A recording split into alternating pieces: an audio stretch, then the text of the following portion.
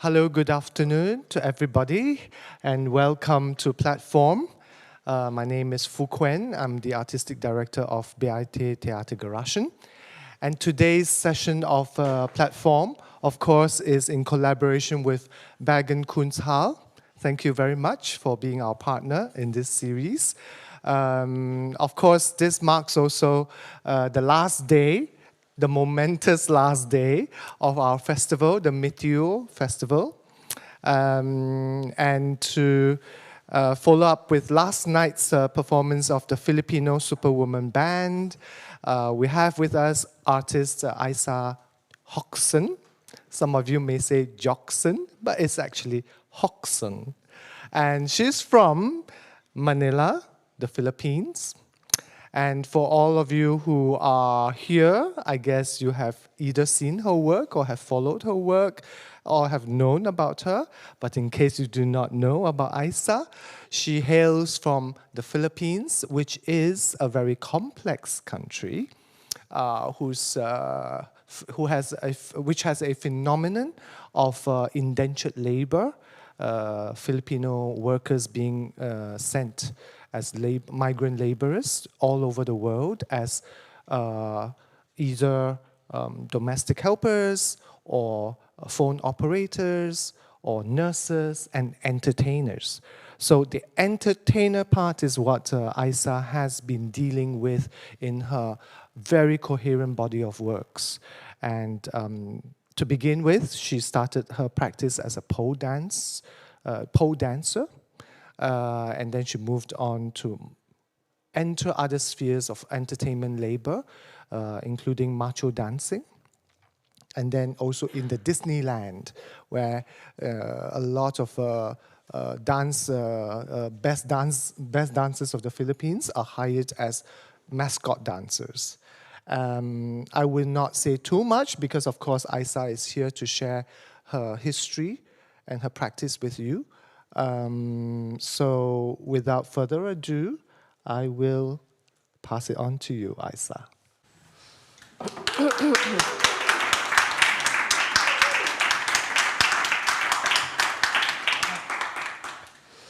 Hello, good afternoon, everybody. I'm Eisa from the Philippines. Thank you for having me again in Bergen. This is my third time, but with sunshine. I was saying that, it wasn't enough to have one Filipino because I was here with host, and then 2 Filipinos with princess. We have to be 5 Filipinos to bring the sunshine in. So I'm very happy, finally, that there's sunshine and that my team actually sees Bergen as well as me for the first time. Like, I went up the trees and it was really lovely. I was very happy with seeing orange trees. Yeah, so I'm an artist living in the Philippines, now moved 5 hours north of Manila during the pandemic in a surf town. So I'm now into surfing. So maybe in the next work, surfing would come out. I don't know how it's going to happen here, but let's see. So I'm interested in, my practice is situated basically in movement and mobility, both in micro and macro sense.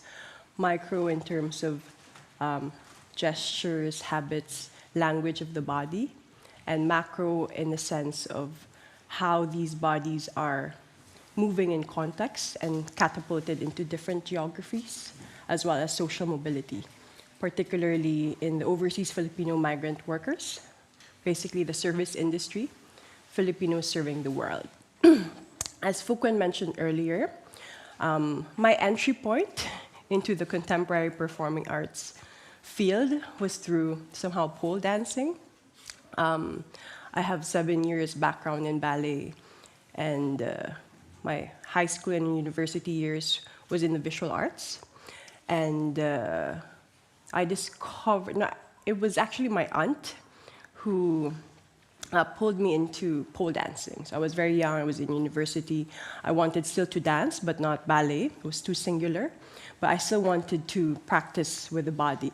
And so I was the youngest in this pole dance class of quite mature women. And it was, I think, significant to how I practice or work with my body and the conceptual framework of my practice. Of course, I couldn't articulate it back then. I was, I felt like there was something powerful with this solidarity of women and the like radical socioeconomic shift that was happening in the pole dance, with pole dancing. So, pole dancing comes from the red light district, and the dance fitness studios appropriated it. And so what's interesting is that in the red light district, it's women getting paid to dance to a predominantly male audience. And with the fitness dance studio, it's women paying to learn pole dancing within a predominantly female community. And what's interesting is that the boundary between these two worlds were really collapsing, was very porous in that sense. Our teachers were coming from the pole dance, the red light district, and we students were joining competitions that were being held in the pole dance in the red light district because they had the facilities. They had the pole and they had the, the audience is already established.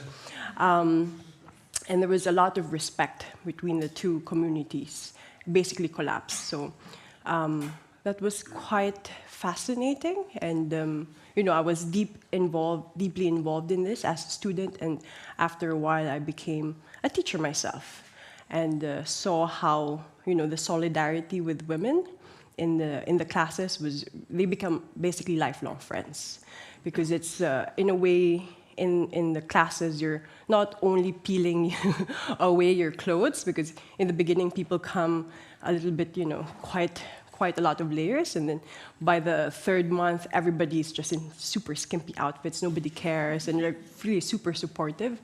So it's also like peeling all these layers of shame, of what do you call this, the layers of just the context, the social cultural context that you're in, but at the same time putting on muscles, like a muscle memory of solidarity with your classmates. Basically, you become stronger with the class. So that was a base that I think is very important, because the very first work, which Fuquen discovered on the internet, is called Stainless Borders: Deconstructing Architectures of Control. So the idea is to further appropriate pole dancing into the public sphere. So you had the private space of the red light district, and then into a semi-private space of the dance studio into the public space. So it was basically combining guerrilla pole dancing with graffiti tagging, which is a male-dominated movement, basically using urban poles that are mainly oriented towards controlling public movement. Poles are there for stoplight, controlling traffic, but also flagpoles denotes nationality or identity. It says that this body is Filipino, this body is Norwegian because of the flag. What does it mean to hijack this verticality in the urban space, as well as to hijack it with a feminine language that is concealed within these private spaces? So I'm just going to press play. So anyway, somehow Fuquen saw this blog of mine on somebody's Facebook and was like, something strange about this girl. So he asked this other friend to put us together. And actually, my first theater commission piece was because of Fuquen. It's called Stainless Borders. No, that's another. It's Death of the Pole Dancer. It was in Hakave. So I'll just press and everything would.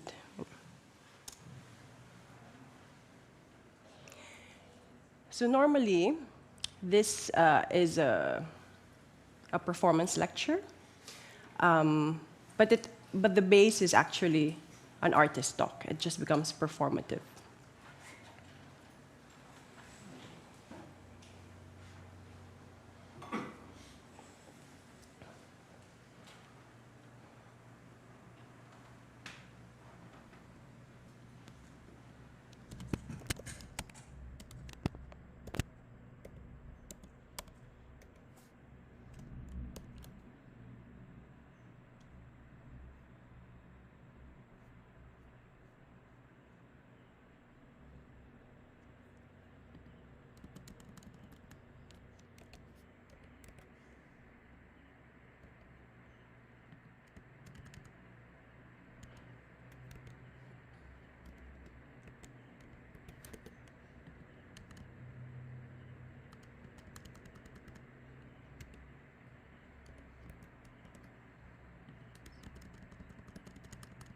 So out of the 1, 2, 3, 4, 5.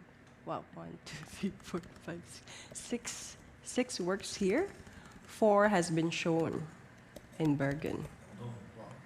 Host, Princess, Manila Zoo, and this year's Superwoman.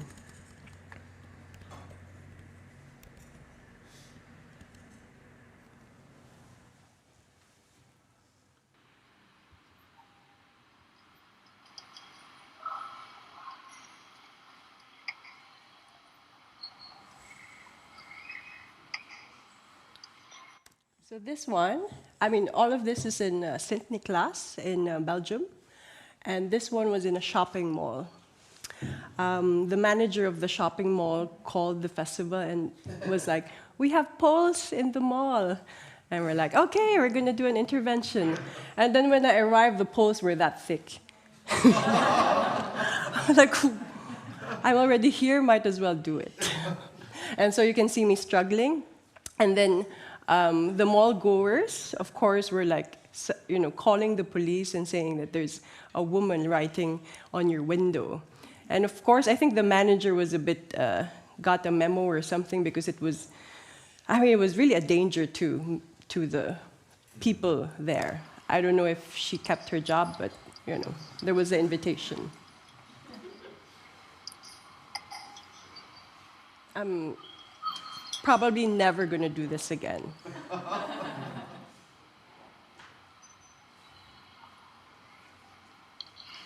This is a Flemish flag.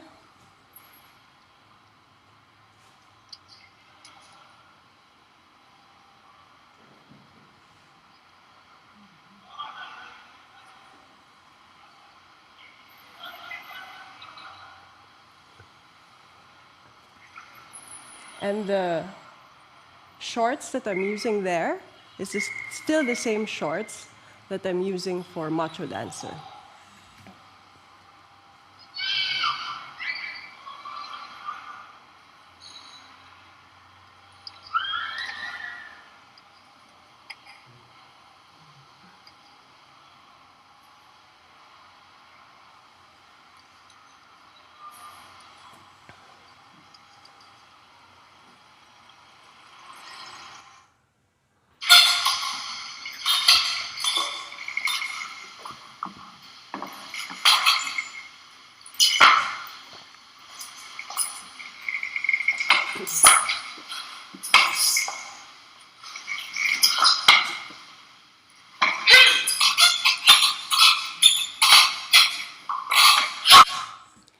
That's Yuki, our dog.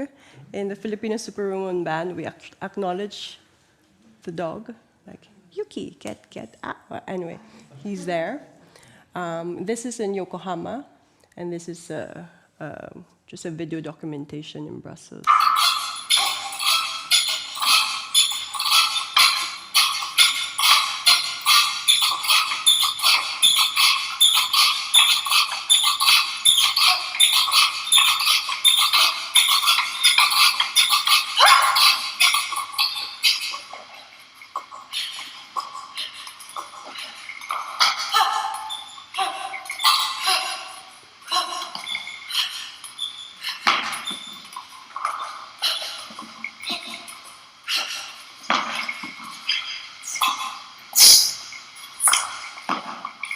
So a huge chunk of this performance is setting up the pole. So the piece is around 25 minutes, and the first 10 minutes is me assembling the pole. So I have this portable pole. I come in, and then I slowly set it up, and it's part of the ritual of the performance.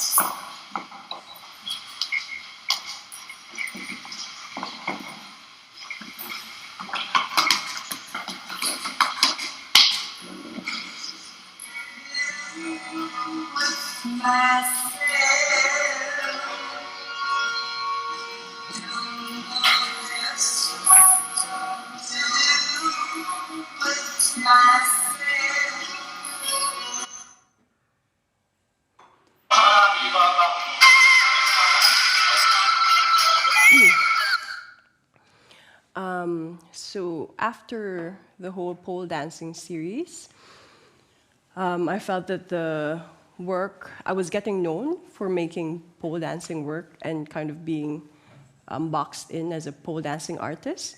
So the subject that I was trying to unpack was actually packing me in, which kind of makes sense because I didn't have any other works after it. I mean, it was the only work I was doing. So I really wanted to challenge basically to challenge what I know. Since I was steeped in a female language vocabulary with ballet and then with pole dancing. And somehow I was in collaboration with Daniel Koch.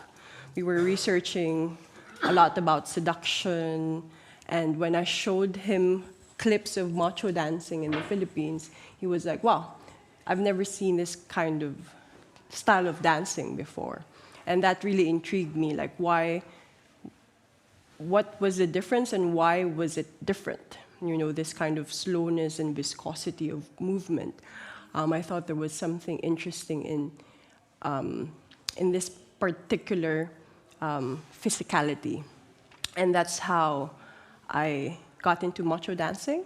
I was fascinated with how the language came about, because it started in the 70s and the 80s, and somehow the vocabulary was still similar to the Bangkok dancing of, like, you know, snaky, but somehow it gradually evolved into this quite solid language that, for me, the strength is in the viscosity of transforming time and space. So it slows. When you watch a macho dance, macho dancer, somehow there's time slows down and space thickens. So somehow they have this enchantment happening. But then again, also all the social, cultural signifiers that created this vocabulary. Like, for example, their uniform would be cowboy boots. Like, that would be the standard.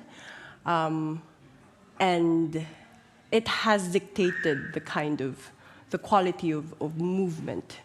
And it refers to, of course, the American cowboy films as a kind of ideal of masculinity.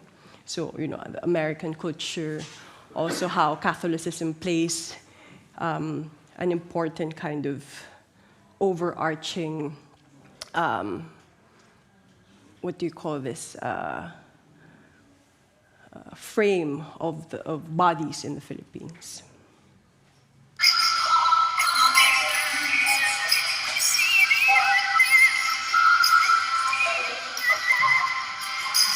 So you can also see that this is the same house. That's the pole that I was dancing on. And most of the rehearsals are actually in the living room. I don't rent a studio because it's expensive. And you can just do things in the house anyway.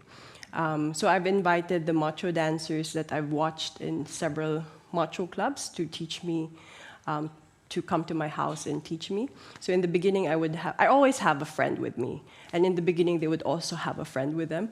But as soon as as soon as the word got around that this girl just wants to learn macho dancing, they were just confident to go by themselves to my house.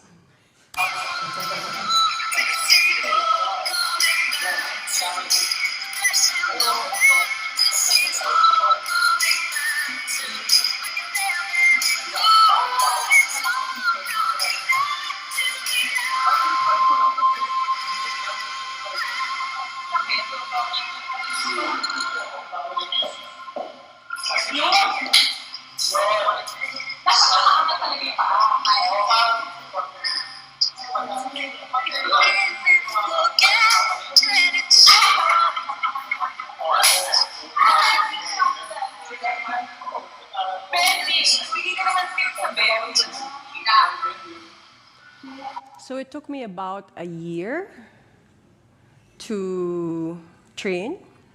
And what was interesting is that the basic things, like balance, was difficult.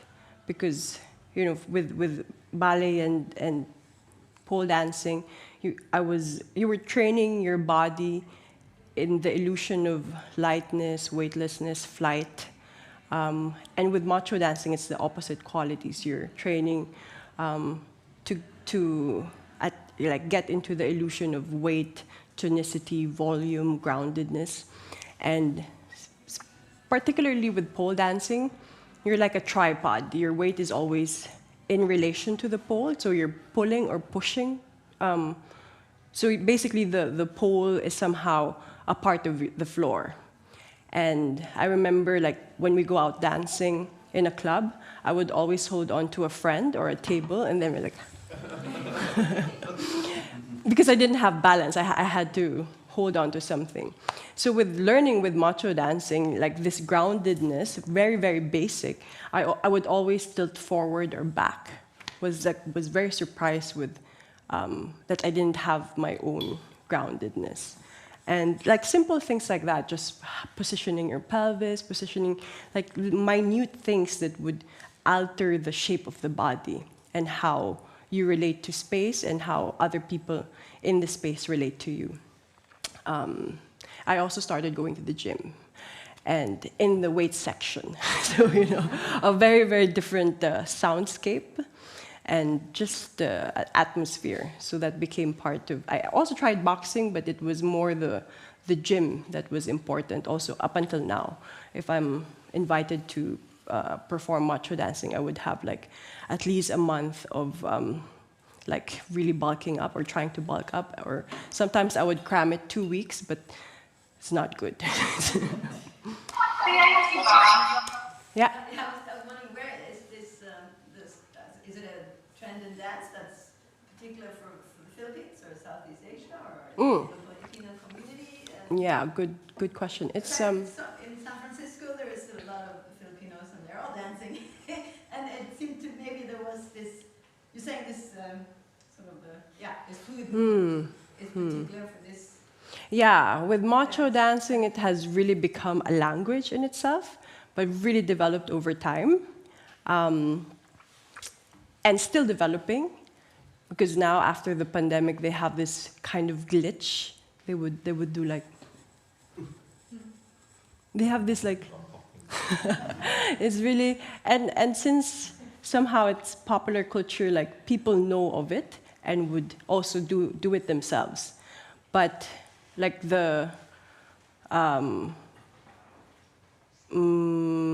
say it's really situated in the macho club, and somehow the vocabulary has developed collectively. They would copy each other. Whatever works best, they would take on. Things like this. Probably, this quality of movement is inherent with Filipinos because the movement, the soundscape that the macho dancers would use would be the same kind of soundscape that you would hear in transportation, like the jeepneys, the taxi, this 90s love song, like limbo.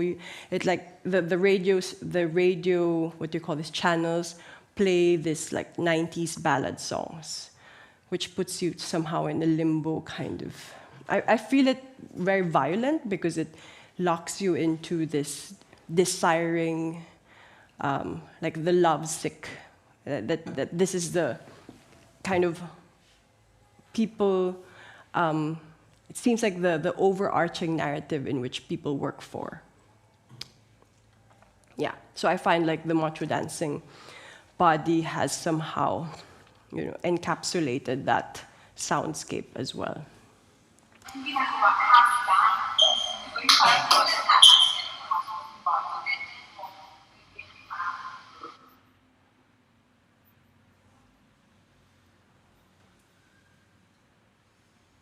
So actually, one of the works that hasn't been performed here is Macho Dancer.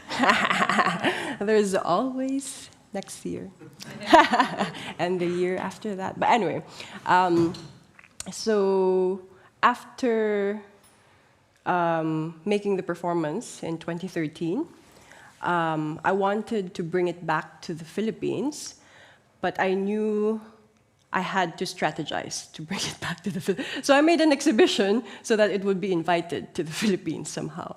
And the exhibition is called Philippine Macho Academy, and it was done in the Vargas Museum of University of the Philippines. And the curator then was Patrick Flores. We were thinking about how to make this exhibition. And since I have in a way, it refers to the school, the pole dancing school that I was teaching in, which is Philippine Pole Academy, or Pole Academy Philippines. But it also refers to Philippine Military Academy, so this institution of masculinity. This is a fictional institution. In a way, it's questioning the role of institutions as a legitimizing body. So it's critical about the fact that I'm bringing it into the institution, and I'm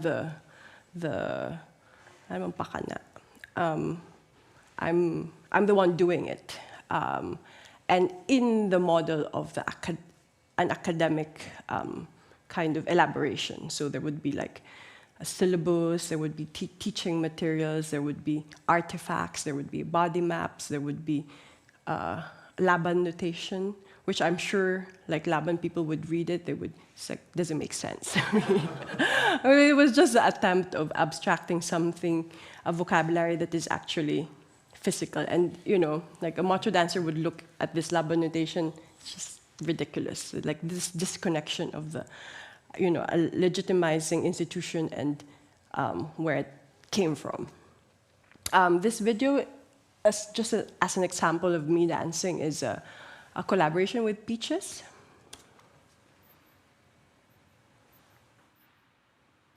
Volume and tonicity.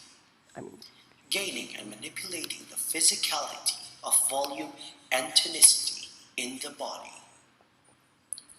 Within 10 breathing cycles, the body gradually increases in volume and tonicity. From starting position, undulate into the macho stance. Inhale, slowly expanding your whole body as you breathe.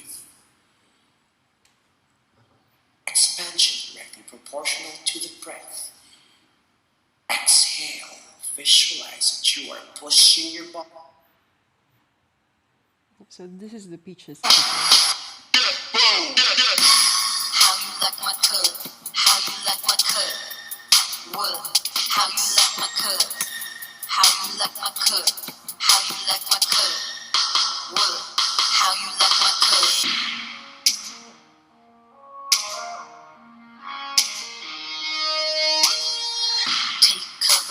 Under the cover of another lover, above a rubber. Tell your brother, tell your father, If your rubber loses cover and it hover, gotta get travolta. Nip it in the bud, stick it like a sticky bun. Stick it in, bud, sip it like you're sipping bud. Crud, I feel flood, cause she's a stud. Grab a nub and tug, tug. How you like my cut? How you like my cut? How you like my cut? How you like my cut? How you like my cut? What? How you like my cut? How you like my cut? How you like my cut? What? How you like my cut? I'm such a big fan of Peaches. So, when I was invited to collaborate, I was like, great. And then when I came in, it was like, okay, let's do this. I thought it was like Peaches was going to be there, and I'm kind of dancing in the background. So I didn't really prepare anything, but she was like, yeah, but you have to choreograph something for it. And then they decided at the end that it's just going to be me, which is nice because it's a good video to show around. And it's also on YouTube, so if you want to see the whole thing, it's just there. So isn't that amazing, Peaches? So after the macho dance piece, I thought it's time to go back to a kind of femininity, but in a sense, a transcultural femininity. Also through Fuquen's invitation, somehow I found myself in Japan, and I was thinking, what's the relationship of and Japan? And I was thinking, wow, is it bananas? Is it mangoes? Is it trying to figure out what's the main export product? And then, of course, it's the Filipino body in the hostess and hosto. So it's not just Filipinas, but also Filipino. But mainly a lot of japayukis. So japayukis are entertainers, going to Japan, japayuki, something like this. And I found them really quite fascinating in the sense that they were the bridge between the two cultures. Of course, the narrative in the media would be different. It would be focusing on the horrific tales, which of course exists, but also, there's a lack of narratives or the spectrum of experiences and agency, and the fact that there were really cultural barriers between the two countries. And I found a teacher who's transgender. What was so fascinating about her is that she's 3 times removed. She was a he in the Philippines, and then her performance of femininity is actually Japanese. When I come to meet her, her femininity is already a Japanese woman, and she was very enthusiastic with transmitting the numbers to me in a way for posterity. But her creative, she would put in Japanese mythology on pop music, but with the Shinbuyu style, so new Japanese style. I think she's here. She should be here somehow. No, she's in a different edit.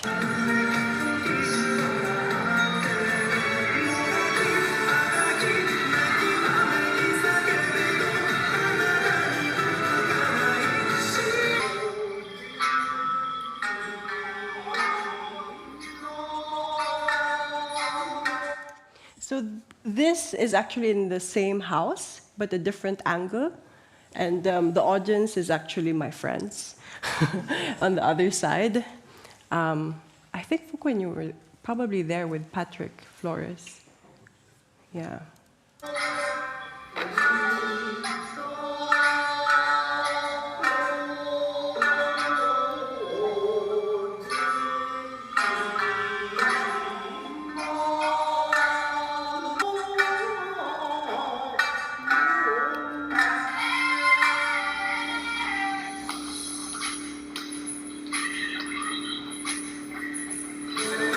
So this was a sex bomb group in the Philippines. They're a famous, a group of 12 women in the noontime show, and they've become really an icon of femininity for several years. in the Philippines. We basically grew up with them. It's like laban laban, oh bawi bawi. It's like, and their inspiration actually comes from the street. So like the songs that children would play would be part of their repertoire, but of course sexified for noontime show. So like this kind of street and noontime show. Anyway, they became big, and yeah, was kind of the model of femininity for quite some time.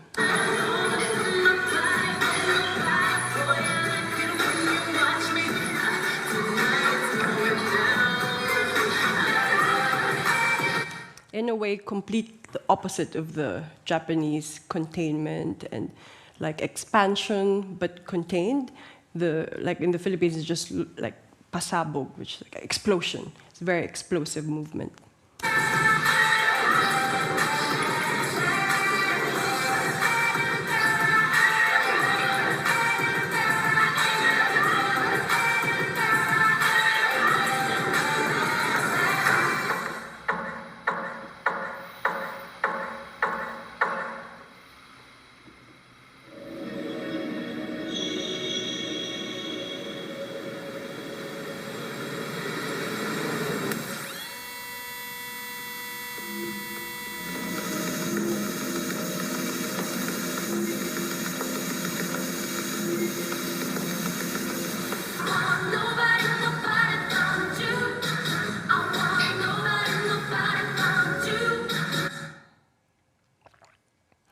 And then after this 3 solos, I was so sick of being alone on stage. So I decided to do a duo. And it's Princess was the first work that I was collaborating with somebody on stage. And it was with Russ Ligtas at the end, a very amazing performance artist. And I think the work really went into text because of him. So there was an interesting, first it started with Josh Serafine, who's also an amazing artist, doing his own work now, they. And her practice is more movement. So it started out with movement, like really, and then it went into text. So this, like how your collaborators shape the work is really quite nourishing. And of course, this was shown here, so I guess you know. Who was the second partner here? Russ. This is Russ Ligtas, yeah. Please don't run away. I won't hurt you. I'm all I didn't mean to frighten, but you don't know what I did. All because I was afraid. I'm so ashamed of something. What do you do? That's what you do when things go wrong. Oh, so frightened.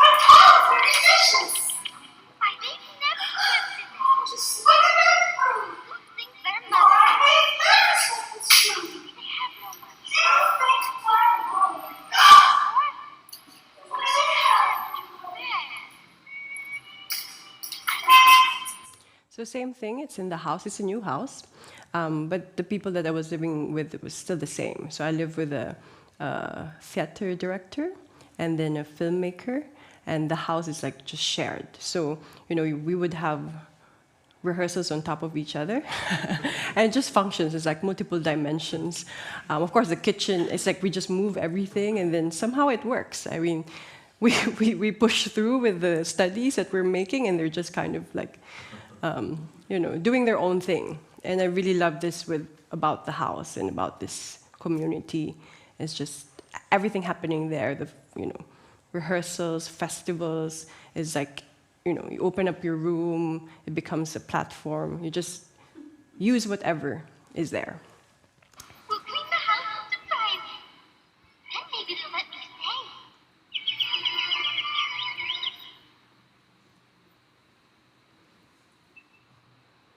So, yeah, these are just different iterations of the work.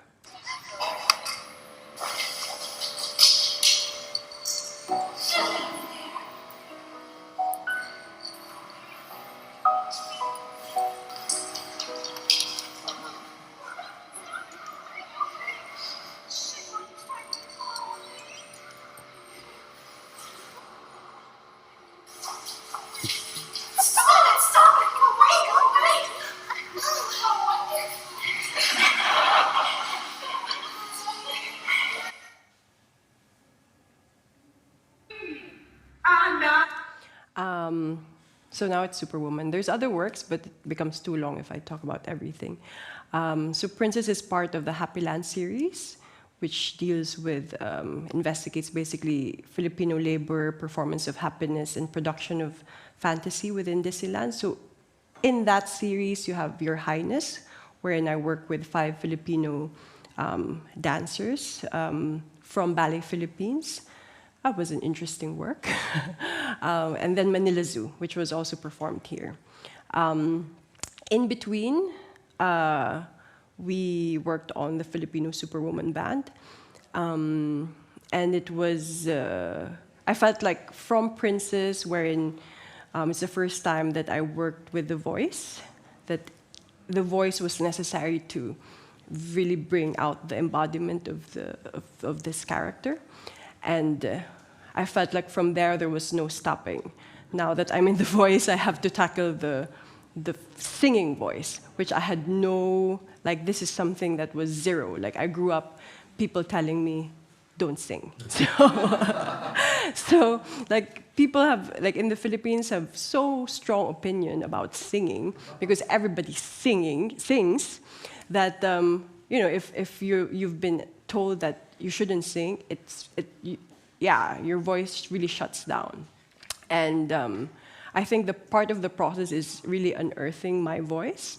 And my 2 collaborators, Kite and Bani, who are here, they were the ones who basically nurtured, like, really brought out my voice. Like, we would be singing very, very basic songs, and singing in the ocean, like in the beach, because apparently our national singers, Regine and the AGs, would practice in either the river or the ocean, or like just in a tub, to have that pressure there. So they really take it seriously.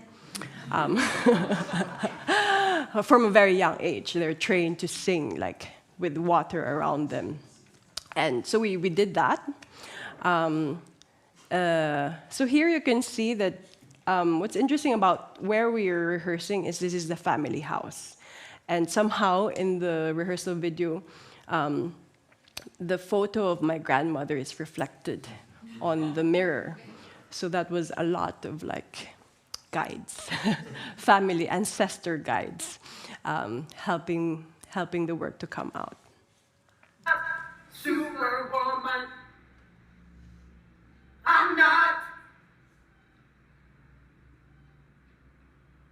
okay, boy, only human, honey. Girl, more than talking from you to me.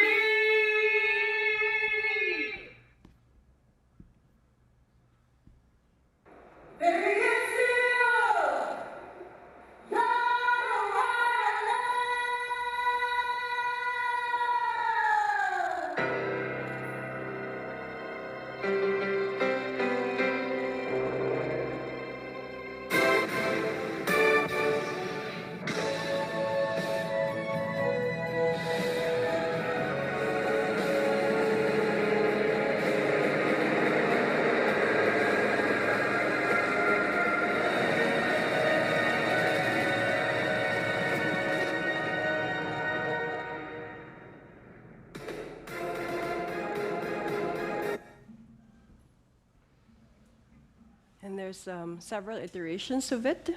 There's a karaoke video.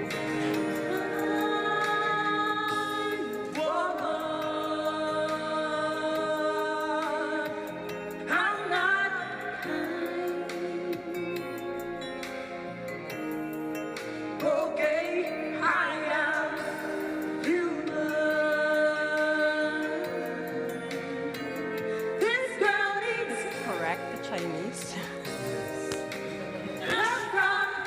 Because this was a kind of commission for the Shanghai Yugubos thing. That's why. And during the pandemic, we did like a pashoke, which is a karaoke. During the pandemic, we did the work called pashoke, which is a combination of passion and karaoke. So it becomes pashoke.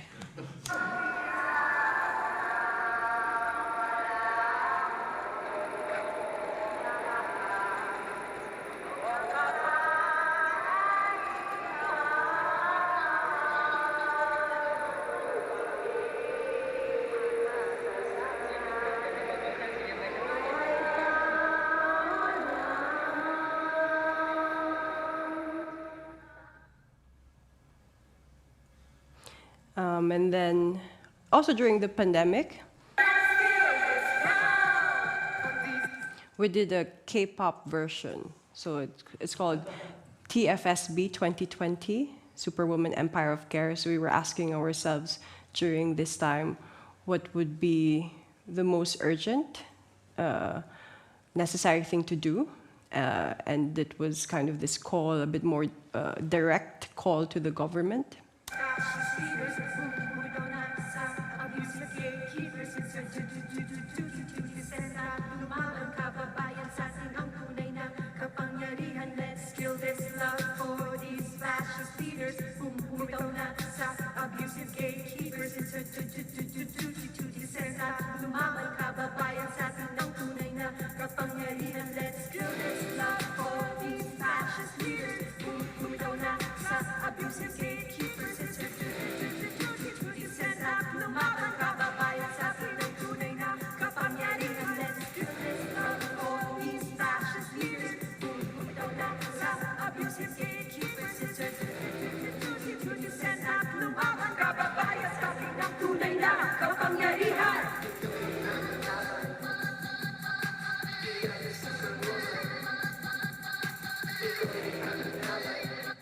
This became like an 11-minute music video, so this is towards the end. But in the beginning, there's a whole, it's basically a new song, but inspired also from the Superwoman lyrics. There's rapping, it's really quite good. It was good enough to win the Biennale Award, like half of it. So we had the Korean stamp of approval.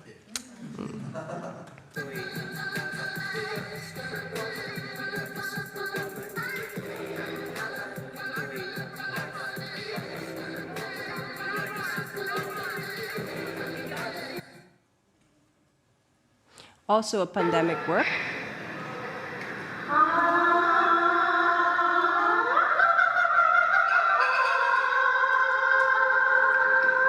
So that was a time when, before the pandemic, like a few months before the pandemic.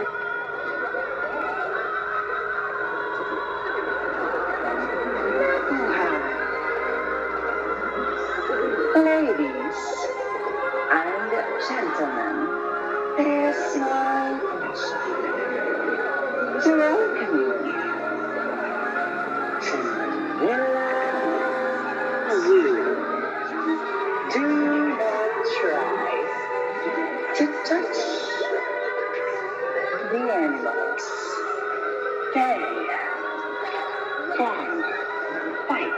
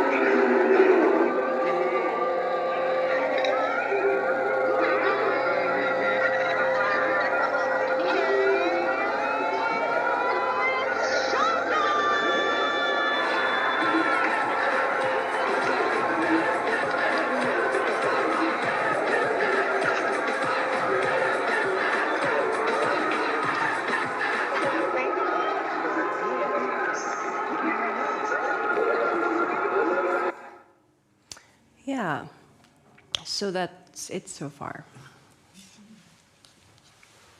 I guess, I don't know, we can open for some questions, or if you want to elaborate on one thing or another. Can I go back to pole dance? Go back to pole dancer and macho dancer. So pole dancing appears to have entered the mainstream, right? Pole dancing is now in dance fitness studios. Women of all ages are taking it up.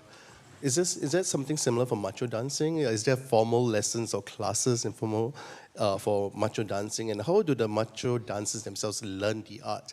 Because you learned it from macho dancer, but where do they themselves learn it from? I guess they learn it from watching themselves. So when you enter the profession, nobody will teach you. You have to learn it through kind of being there. So I guess if you're friends, they would teach you, but also you're a competition in the industry, so you have to learn it yourself. I don't think there's macho dance classes for macho dancers. I've held some workshops, like macho dancing workshops, as a kind of experience, but I haven't really done like a year-long macho dance class. I mean, I'm still I'm resistant to the kind of commercialization of the class, in the same way that pole dancing, of course, there's many different schools of pole dancing, and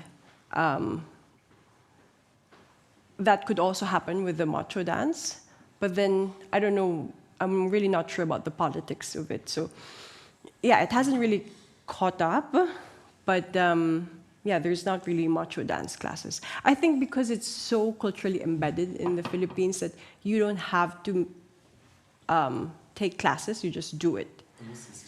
Yeah, like people would, even in the dance floor, do their own macho dance. Of course, it's not like, in principle, the same physicality as macho dancers, but the base is there. Like the cultural imagination of what macho dancing is something that, especially in this TikTok generation, is there. And it's easier. It's like the virality is even faster with the new movements because it's online. Yeah. Just out of a little bit of ignorance, as far as like macho, if you were going to, as a public, to witness macho dancing, is it a one-on-one phenomenon? Is it a group stage? Is it Oh, sorry. I said out of a bit of just ignorance, I'm just curious if macho dancing, when you go as a public, is it a one-on-one experience? Is it a staged experience with a larger audience? Does it vary? I guess also in terms of when you think about, or to speak about the private spaces of pole dancing as well, is that also singular in those sort of instances, or is it, or is it also varied? I'm just curious. There's what you call macho dancing clubs. So it's like similar to the gentlemen's clubs, but it's macho, like male performers, and the audience would be gay and women. So you have like a good number of patrons. And there's private rooms where you can have private dances. Like the model is the same, yeah. And you can hire them for bachelorette parties. Normally, younger women, a group of younger women would probably go for bachelorette parties. If you're older, then you would probably go to spoil like a boyfriend there, you know, like motherly affection. But for macho dancers, in the beginning, it's normally an entry point into other industries, film, modeling, acting, business, because you can get a patron who has a lot of money and you can start a business. You know, it's not, people don't look at it as the end profession, but at the same time, a lot of them end up with that as an end profession because there's no other skills that you're, what do you call this? Yeah, there's no other skill sets that is being taught. So people end up going back to the macho club, even though they start a business and then the business fails and go back. And so it's like kind of a loop. But then, of course, there's others that can really go far, like becoming like a film star, for example. Yes, I've seen all the shows you've done here in Bergen, and I'm just I'm humored by the fact and what I've gotten out of it, because very much influenced by how it has been described in the program. So to me, I was kind of surprised to how you described your sort of artistic project, because I thought it was mainly a critic on Western society and how, as this has been said, that the Filipinos are used as the service the world. So that has really influenced me as an audience, and I was wondering whether or not it is the main project, but how you consider the audience when you produce a performance, because like I saw yesterday your performance, and I was sitting like, who are these people? I mean, this is such a selective group that you get on a festival, and I assume that you are performing a lot on festivals in particular when you are abroad, right? So you get a very selected audience, and maybe not the audience that you're criticizing. Like in Norway, there's a lot of we have a lot of au pairs, Filipino au pairs. So we are very, I mean, we could take that criticism, we could get that comment, but in the end, the people who attend the performances are probably, they are the ones who like to think of themselves not being that group. But so I was wondering, like, does it ever happen that you've performed in front of people who like do, use the help of au pairs, who do use like prostitutes or other sex entertainment, and like how would they react to your comment? I mean, I don't know if that would ever take place. It would probably be great fun if you actually could have them as an audience, but that was just, because I think a lot of it is why I feel like get something out of it. It's because of this criticism that really it's about me, or at least my community. I mean, I don't target a specific group of audience because we're all embedded in systems of oppression. Everybody plays a part in that. So whatever your position in the system, we are all in this condition, in the system together. And you will receive the work in the way you can receive it, depending on where you are in the power structures. And it would hopefully touch you in the way that you can comprehend or you can access, because everybody has different access. So it could be very critical for somebody who's in a high power position, but it could also be very endearing and soft and gentle for somebody who is, connected to the labor, for example, somebody who's practicing or in the service industry, or maybe a mother. Like, there's different ways of reading the work that I find hopefully expands the spectrum of narratives rather than just look at one and kind of vilify one position, because it's complex. And I think it's the coming together of people seeing a performance, collectively watching together, and sharing, having different positions in society, and being in one space is the power of the work. It never happens in other contexts. And there's always, Filipinos in the audience somehow, whether they're migrant workers or, so just the mix of this, white, service, foreign, local, is a gift already, a gift for everybody. For example, in Sharjah, there was a group of Filipinos who came from the hotel. So they were working at the hotel that we were sleeping in. They were basically the service, and they were all there. And then, of course, when we asked, "Are there Filipinos in all this?" They were like, "Ah!" So, those are the times when we feel really energized, because, we're talking to them, but we're also talking about ourselves, because as artists, as entertainers, we are doing the service of effective labor.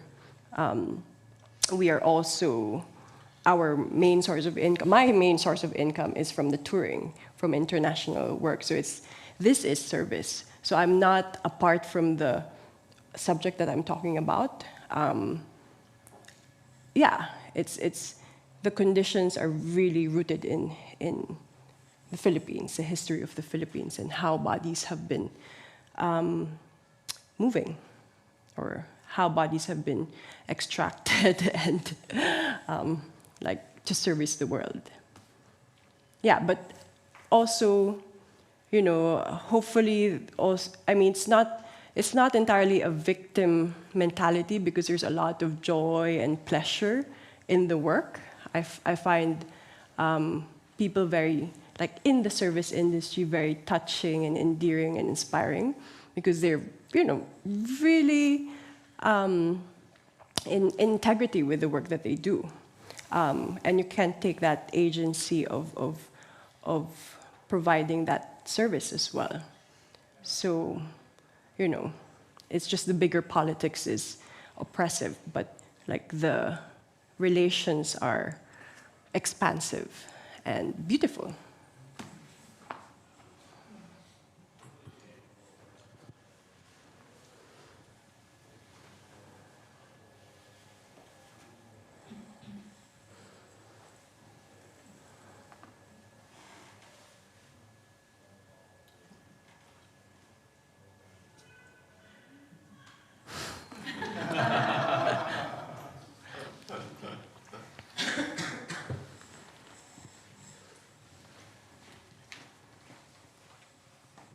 Well, so if there is no more questions, of course, there's still the show, right? So Eisa will perform tonight at 9, and I think maybe it's sold out, or maybe just a couple of tickets left.